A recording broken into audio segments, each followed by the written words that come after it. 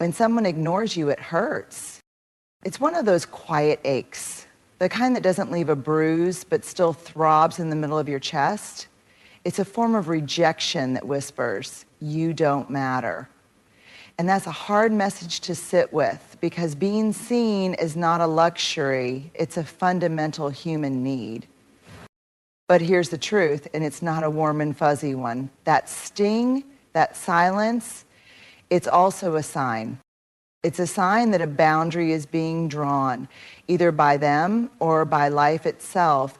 And as painful as it feels, that space can teach us something profound about who we are and what we deserve. Most of us, when we're ignored, don't just feel hurt, we feel shame. We start telling ourselves stories. I must have done something wrong. I must not be interesting enough. I must not be worth their time. The silence starts writing a narrative, one that often has very little to do with the actual person who ignored us and everything to do with the stories we've carried for years. We live in a world that often treats emotional pain like a personal failure. From a young age, we're taught that strength looks like stoicism, that crying means you're fragile, that being affected means you're overreacting, and that needing connection is somehow a flaw. But the truth is this: pain is not weakness. Pain is data. When someone ignores you and it stings, that's your body, your heart, your nervous system, all trying to tell you something. It's not just discomfort for the sake of discomfort, it's a signal. It's intelligence. It's the wisdom of your emotional life saying, something about this doesn't feel safe, something about this doesn't feel right. But instead of listening to that data, many of us go straight into shame. We think, why does this bother me so much? I should be over this. I should be tougher. We internalize the pain as a defect, as if the ache itself means we're doing something wrong. But what if we flipped that narrative? What if instead of judging the pain, we got curious about it? What if we asked, what is this trying to tell me? Where does this pain connect to an older wound I haven't healed? Is this pain about the present, or is it echoing something much deeper? See, pain doesn't make you broken. It makes you human. And more than that, it makes you aware.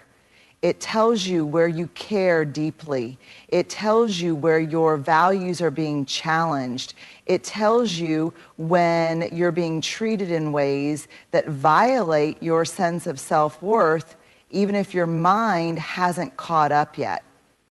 So when someone ignores you and you feel that ache, that tightness in your chest, that lump in your throat, don't rush past it. Don't minimize it. Sit with it. Ask it questions. Listen. Because that pain might be saying, you deserve to be seen. You're tired of pretending. You don't need anything. You've been silencing your needs for too long. And here's the real magic. When we stop labeling pain as weakness, we create space for healing. We begin to trust ourselves again. We stop outsourcing our self-worth to people who can't or won't show up for us. We start using our pain not to punish ourselves, but to protect ourselves. Pain, when we honor it, becomes a compass. It points us toward unmet needs.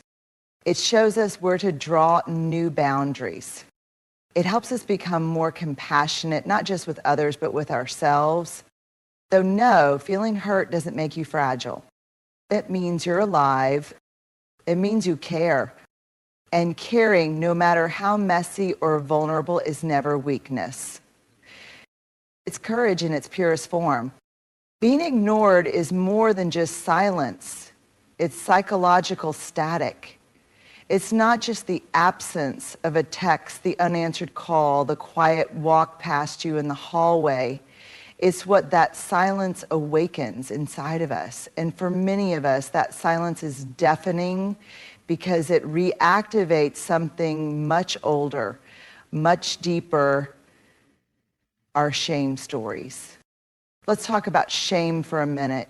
Shame isn't the same as guilt. Guilt says, I did something bad. Shame says, I am bad. It's that corrosive, quiet voice that whispers, you're not enough, you never were, and you never will be.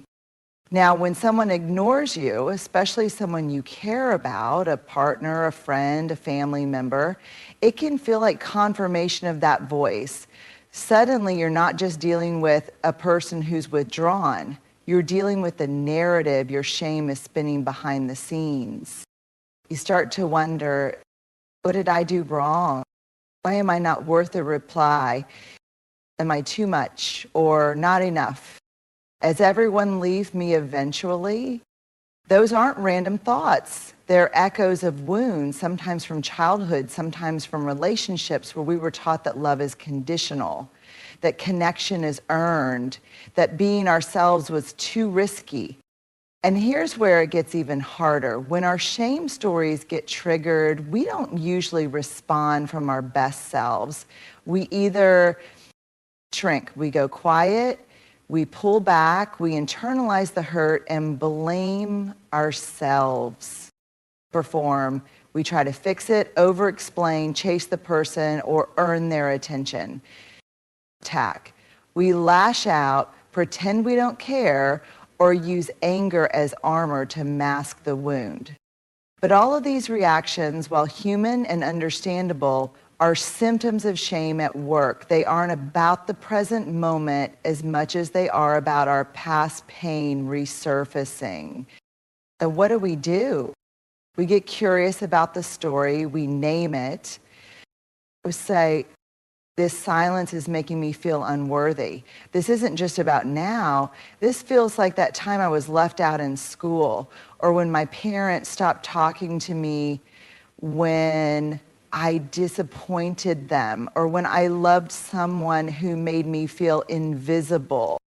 Naming the story disarms it. It helps us see that the pain is real, but it isn't always truthful.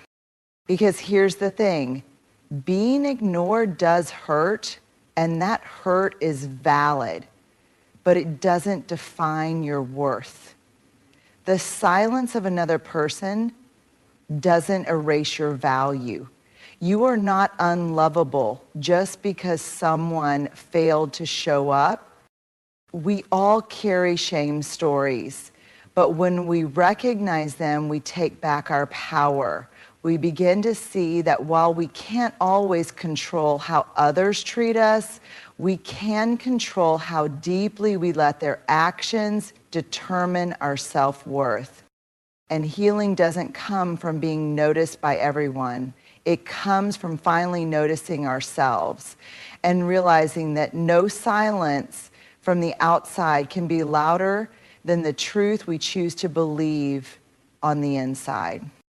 When someone pulls away, when the messages stop coming, when the warmth fades and we're left holding a one-sided thread of a relationship, the instinct for many of us is to look inward, but not in the healthy, self-reflective way.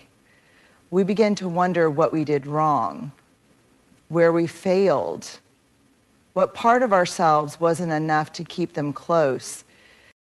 It's a deeply human response. We are wired for connection. Our brains are biologically designed to seek attachment. So when that attachment is broken or withheld, especially without explanation, our nervous systems go into overdrive. Something must be wrong. I must be the problem. I must have done something to deserve this disconnection.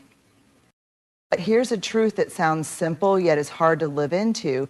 The absence of connection is not always about us. Sometimes it's not our story being written in the silence, it's theirs. Sometimes people pull away because they're emotionally unavailable and connection feels like a threat. Sometimes they retreat because they've never learned how to hold intimacy without fear or shame. Sometimes they're struggling with depression, anxiety, trauma, and their silence is about survival, not rejection. And sometimes they're simply not capable of giving what we hoped for, no matter how lovable, worthy, or available we are. It's hard to accept, but we have to remember other people's behavior is not always a reflection of our value. Sometimes it's a mirror of their own pain. Yet, even with this truth, there's a part of us that wants to fix it. We think, maybe if I'm more understanding, maybe if I give them more time, maybe if I'm more patient, more available, more forgiving, more easy to love, then they'll come back, then they'll choose me. But connection that depends on our self-erasure is not connection, it's performance. And love that we have to chase, especially in the face of persistent absence, is not love, it's hope masquerading as worthiness. It's vital that we learn to pause and ask, is this silence really about me, or is it simply falling on me? Because if we always internalize disconnection as a personal failure, we'll spend our lives shape-shifting, bending, hustling to avoid the sting of being left out, left behind, or left unseen. We'll keep rewriting ourselves to fit someone else's inability to show up. But what if we believed deeply that our need for connection isn't a burden? That our desire to be met, seen, heard, valued is not asking for too much? That sometimes the people we long to connect with are simply not in a place to meet us, and that this is about their story, not our unworthiness? Letting go of the belief that it's always our fault frees us. It frees us to stop chasing closed doors. It frees us to stop interpreting someone else's silence as evidence that we are too much, too needy, too intense, too broken. Simply, sometimes their inability to connect is simply a signpost. This is not your place to belong. And while that realization can be painful, it also makes room for something sacred, the space to find relationships that do meet us where we are, without us having to disappear to stay there. Because connection should never cost us our self-respect. And being worthy of love was never something we had to prove, especially when it comes from someone we care about, a friend who suddenly stops calling, a partner who withdraws without explanation, a parent who responds with cold distance. In those moments, silence doesn't feel neutral. It feels loud, it feels personal, and it feels like punishment. We want closure, we want a reason, we want the conversation, the apology, the explanation that ties things up neatly, something to make sense of what just happened. But instead, all we get is nothing, just space, just absence, just the unanswered question, what happened? It's in that void that our minds spiral. We fill in the gaps with our worst fears. We overanalyze the last text, the last conversation, the moment their tone changed or their energy shifted. We wonder if we were too much, too emotional, too needy, too something. But what if the silence is actually doing something we can't see right away? What if, instead of being a punishment, the silence is a mirror, showing us things we couldn't or didn't want to see when the noise of the relationship was still there? When the noise stops, the truth gets louder.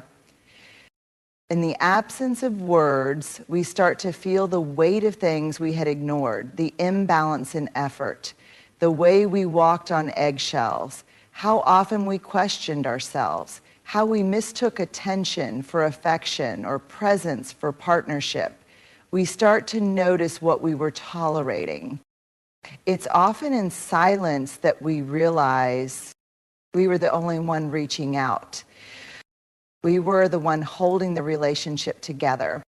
We were giving more than we were receiving. And we were investing in potential, not reality. That clarity can be painful, and yet it's essential. Because as long as we're caught in the noise, the endless cycle of trying, proving, explaining, chasing, we don't have the space to ask the bigger questions. Like, is this relationship actually healthy for me? Do I feel emotionally safe here? Am I respected or just needed? Is this mutual or is this maintenance? Silence strips away the distractions, and what's left is truth, sometimes messy, sometimes heartbreaking, but always liberating. And here's another layer. Clarity isn't always about the other person. Sometimes it's about us. In the silence, we also start to see ourselves more clearly, not through the lens of how others respond to us, but through our own unfiltered reflection.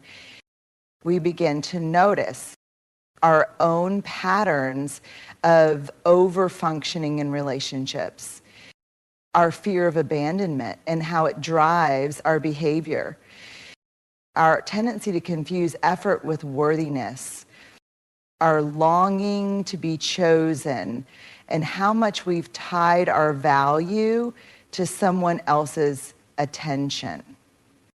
This clarity can be confronting. It can ask us to stop blaming the silence and start listening to what it's revealing. Because silence is not always an ending. Sometimes it's an invitation to choose ourselves, an invitation to reclaim our time, our energy, our boundaries, an invitation to stop knocking on closed doors and start building doors of our own. So yes, the silence hurts, but it also tells the truth. It tells us where we stand.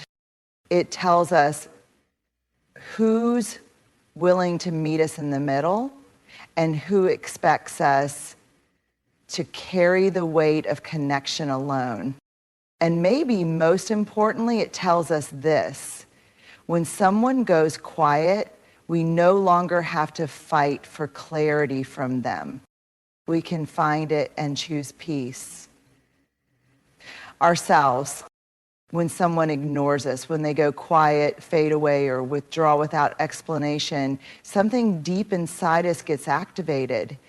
And often it's not just the pain of the silence that stings, it's the urgency that rises up inside us, that tightening in our chest, that need to do something, say something, fix something.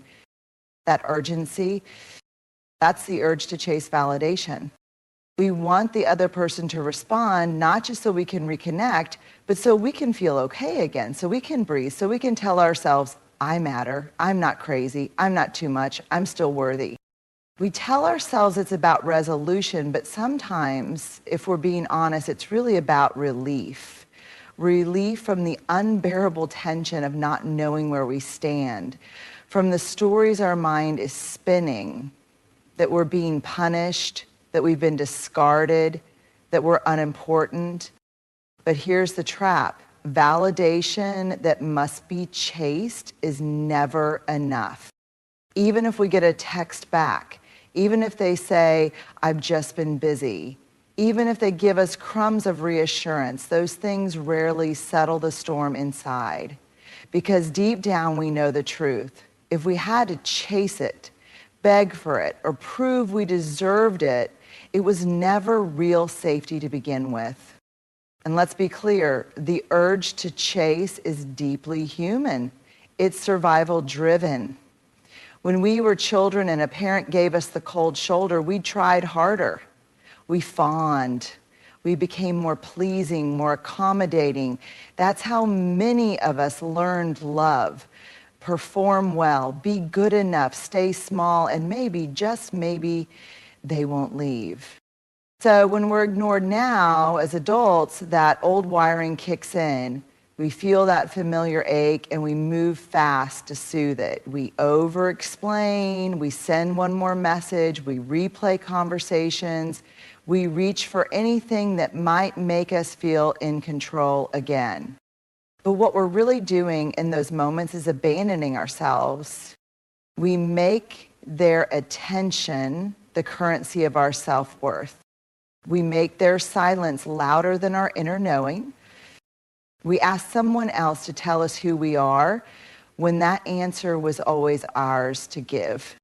And here's the painful but liberating truth.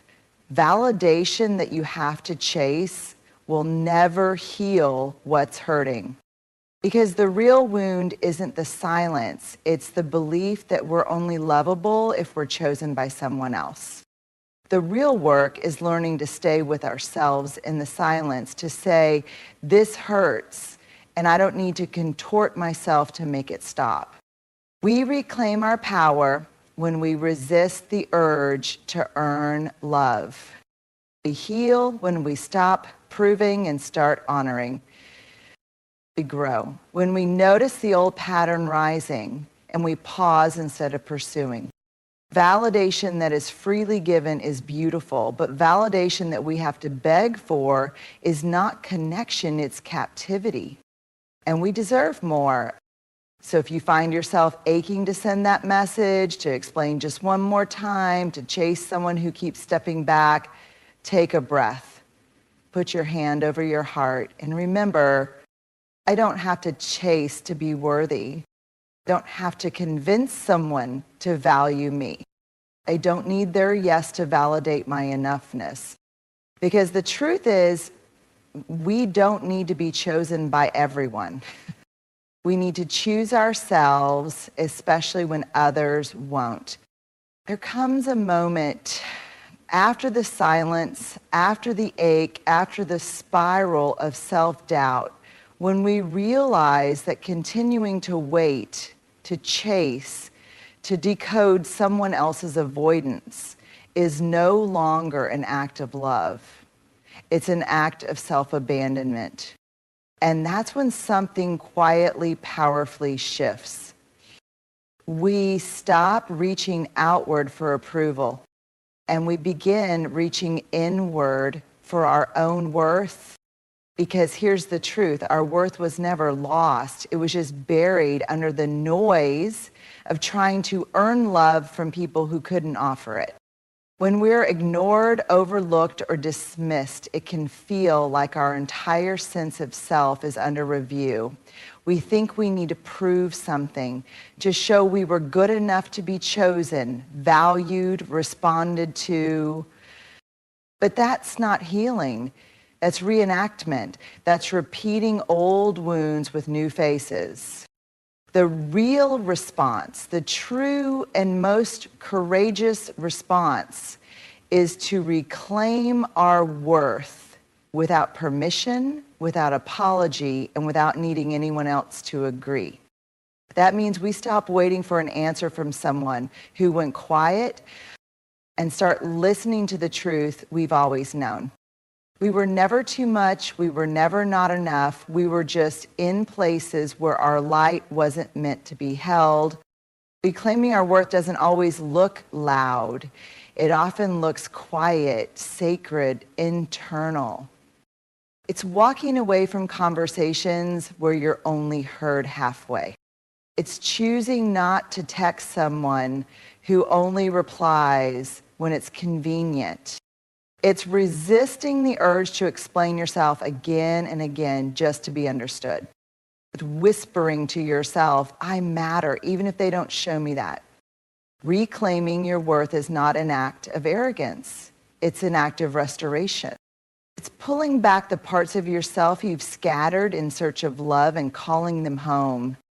It's knowing that someone else's inability to see you clearly does not mean you are unclear. It's believing deep in your bones that the absence of their affection doesn't make you less deserving of love.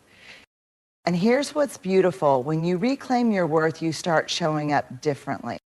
You stop performing, you stop pleading, you stop shrinking to fit inside relationships too small for your soul.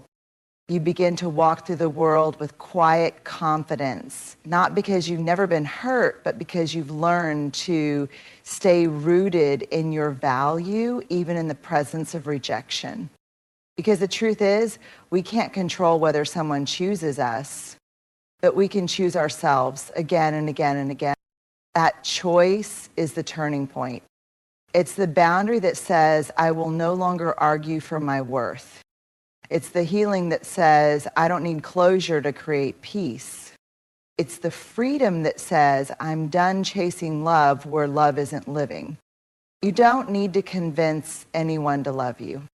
You only need to love yourself so fiercely that their silence no longer echoes louder than your truth. Reclaiming your worth isn't just the response, it's the revolution. Yes, it hurts. Of course it does, because we are wired for connection, and being dismissed or unseen cuts deep.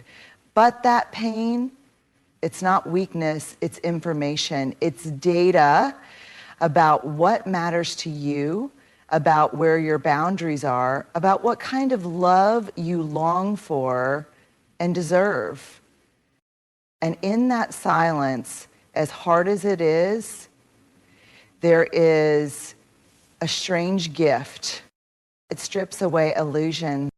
It brings our shame stories into the light. It reveals what we've been tolerating and what we've been chasing.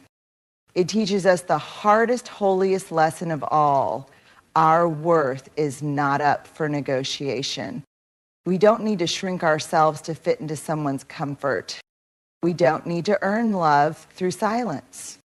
We don't need to chase validation from people who disappear when things get real. The absence of connection doesn't always mean we failed. Sometimes it simply means we've outgrown something that was never meant to hold our full heart. And that's not rejection, that's redirect. So instead of reaching out one more time to someone who won't meet you, reach inward. Reclaim the parts of you that you gave away in your search for belonging.